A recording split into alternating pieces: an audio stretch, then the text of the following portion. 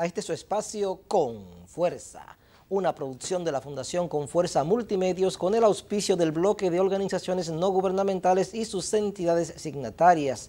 Con ustedes, Juan Ramón Larancuén, periodista, para quien es un honor poder mantenerse en la frecuencia de sus televidentes, de su audiencia, de sus contactos, de sus relacionados, sobre todo a través de las redes sociales. Ustedes son los protagonistas de los temas que nosotros abordamos acá y por supuesto que a ustedes le debemos bastante, sobre todo a los que están fuera del país, esa diáspora que contribuye con su esfuerzo a mermar la pobreza extrema, a mermar las dificultades que tienen muchos dominicanos y aportar a lo que es el conjunto del Producto Interno Bruto que ha permitido que la República Dominicana mantenga una estabilidad económica relativa. Y digo relativa no porque los números sean cuestionables, es relativa porque hay muchas personas a las cuales no le llega el bienestar, no le llega el crecimiento económico,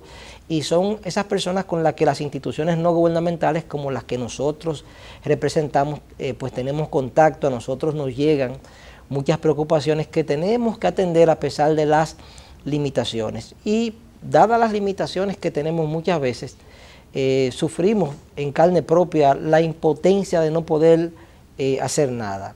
Este año ha ido desarrollándose de manera favorable para la República Dominicana, pero ha sido un año que hemos tenido golpes de la naturaleza significativos, no tan significativos como la de otras naciones del área del Caribe, ni siquiera de los Estados Unidos, que han tenido un gran impacto, aunque las economías de otros países les ha permitido ir lidiando con los que son los retos de mediano, de corto y largo plazo.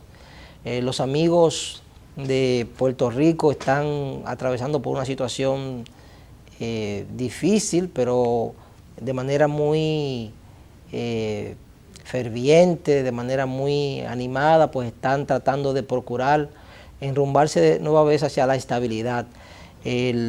Los fenómenos naturales que hemos tenido en el área pues dieron de manera contundente, devastaron una gran parte de Puerto Rico, su naturaleza, sus redes eléctricas, sus acueductos, comunidades quedaron aisladas y verdaderamente pues la labor ha sido titánica. Apenas desde que pasaron los fenómenos naturales hasta la fecha, que estamos hablando ya cerca de varias semanas, apenas un 25% de los boricuas están recibiendo la energía eléctrica. Muchas empresas no han podido reiniciar los trabajos y muchas personas se mantienen todavía damnificadas. El flujo de la ayuda se ha mantenido, las autoridades han asumido los roles que les corresponden y la comunidad internacional ha estado también presente. En relación a nosotros, la República Dominicana tuvo efectos colaterales, leves pero significativos, tomando en cuenta las limitaciones que tiene el gobierno para poder asistir a los problemas, cuando sobre todo hay comunidades amplias que quedan devastadas, cuando hay destrucciones de carreteras y puentes, porque aquí hay muchos problemas, demasiados problemas, y los procesos asistenciales, aun cuando son eficientes antes, durante y después, no resultan suficientes para restaurar pues la estabilidad que, por ejemplo, tenían los que fueron afectados y que todavía pues esperan más ayuda. De manera que hay dificultades, hay que tratar de incrementar las labores restauradoras de los problemas que se generaron a propósito de los efectos de los fenómenos naturales y devolver la capacidad productiva a los que están en el campo, cuyos predios agropecuarios también fueron afectados. Por suerte, han habido decisiones políticas importantes a nivel gubernamental como para que los productos no experimenten alzas significativas. No significa que algunos no estén un tanto caros, pero la mayoría mantiene una estabilidad relativa. Problemas, sí, hay problemas y uno de los problemas toca un elemento muy sensible en cualquier sociedad, que es el sistema de salud. Tenemos problemas porque las autoridades gubernamentales y las autoridades que dirigen el Colegio Médico Dominicano no han logrado ponerse de acuerdo para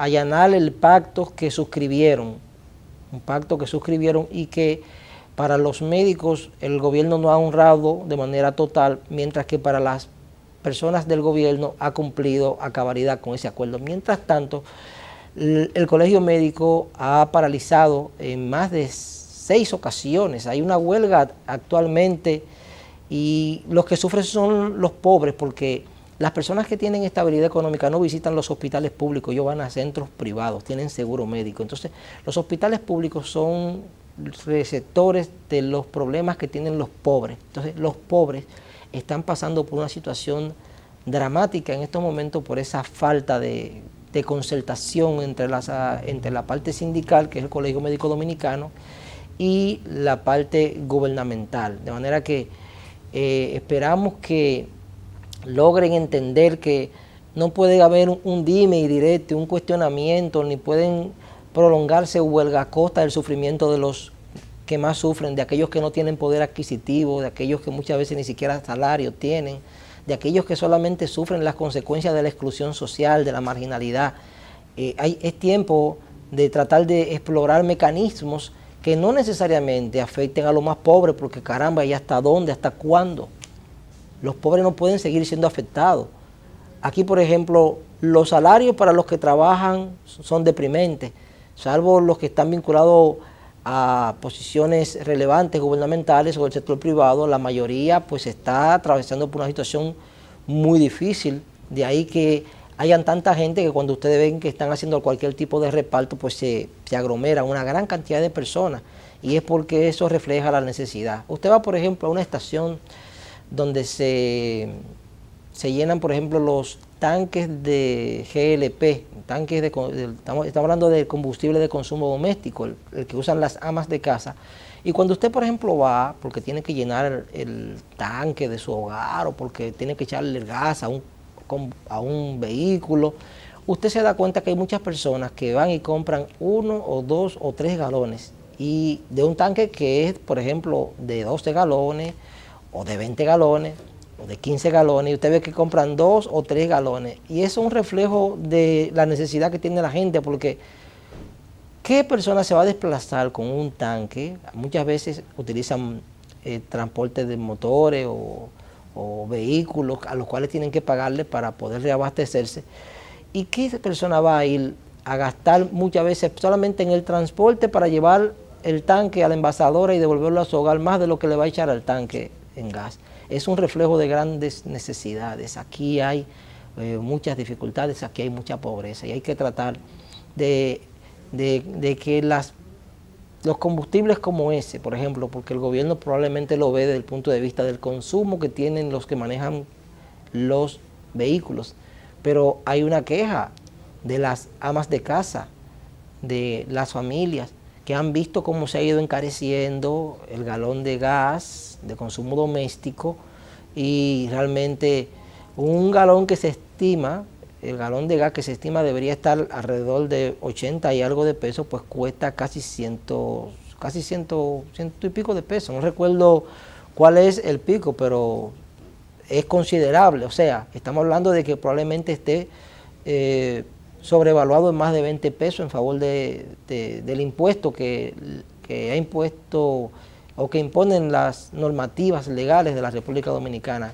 Hay que tratar de ver cómo se llega a las personas, hay que ver de qué forma se diferencia el costo probablemente de venta a los que lo usan como combustible para los vehículos a la necesidad que tienen las familias, pues, de tener ese instrumento vital para poder cocer los alimentos todos los días. La gente necesita alimentarse. Entonces, realmente aquí hay muchas cosas que lo que hacen es que van en detrimento de los pobres. El costo de los combustibles es bastante elevado, el sistema de transporte es desastroso, estamos con un sistema de transporte atrasado, ineficiente, unidades en condiciones deplorables, y hemos visto que recientemente incluso desde la región norte los sindicatos del transporte han incrementado los pasajes a los transeúntes sin que las personas en sentido general hayan experimentado algún tipo de mejoría en los ingresos que tienen. Estamos hablando de que cuando se incrementa cualquier producto, usted está contribuyendo a la pobreza de la gente que no ha tenido ingresos adicionales. Entonces, hay un proceso de empobrecimiento indirecto como consecuencia de medidas que se están aplicando, y esperamos que eso pueda ser revertido, porque los pobres necesitan más que carga, oportunidades. Subimos arriba y continuamos en un momento en otro de los segmentos con fuerza.